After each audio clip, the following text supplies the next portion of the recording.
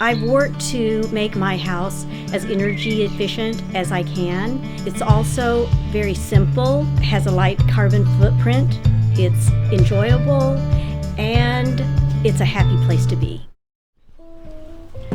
Hi, my name is Tomoko Sekiguchi. Welcome to my humble home. I've lived here for 36 years, and there are things and processes that are a little unconventional.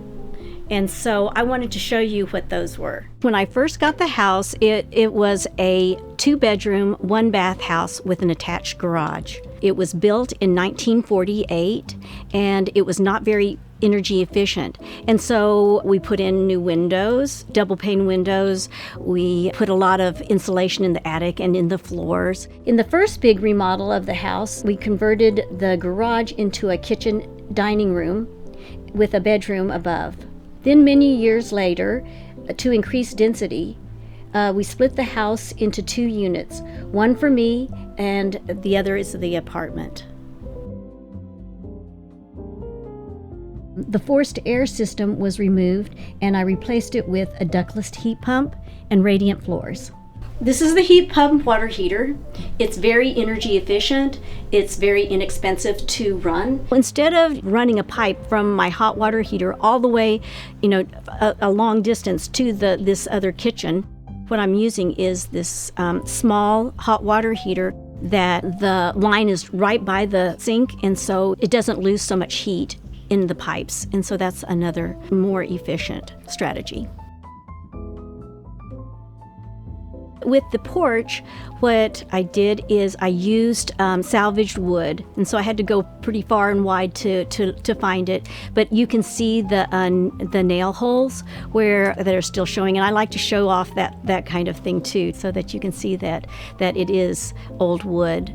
And also, it provides a lot of shading, and I think that's really important in the summertime because when you've got shade, then the whole house is cooler.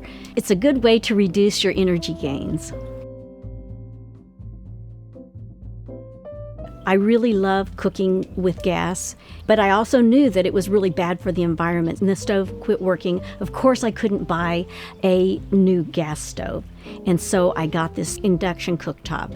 And I've really learned to love it because it turns off and on really quickly, just like a gas burner, and it hits the right temperatures so quickly. There's the Tadillac, there's the clay plaster walls, there's salvaged wood again that I used.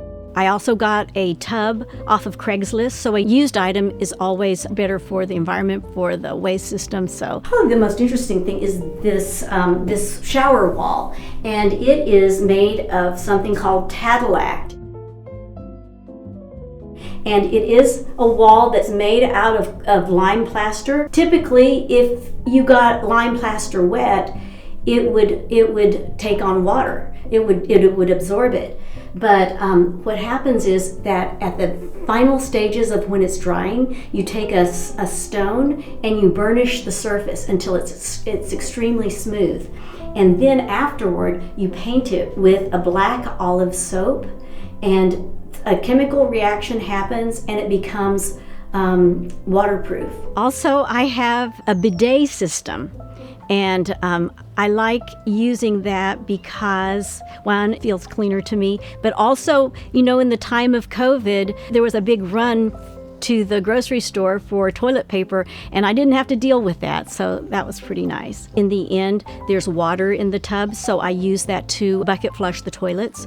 The reason why I do that because, flushing the toilet with bucket water is just a drop in the bucket. It's an important thing for me to do because it reminds me that, yes, our resources are important and we should use it very sparingly and wisely.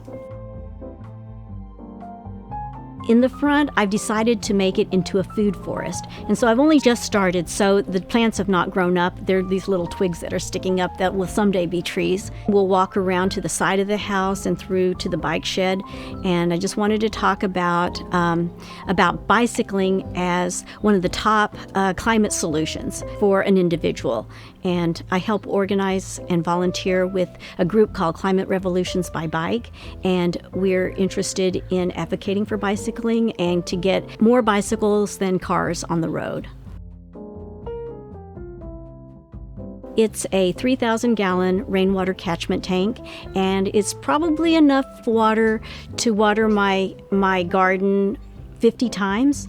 And so I'm thinking that in the summertime, if there's an emergency or a crisis where we can't have access to water anymore, I can continue to grow my garden. The backyard is for more of a conventional garden where I'll plant tomatoes and peppers and lettuce and things like that.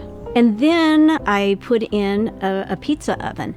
Its sustainability feature is community building, and community building through pizza gatherings.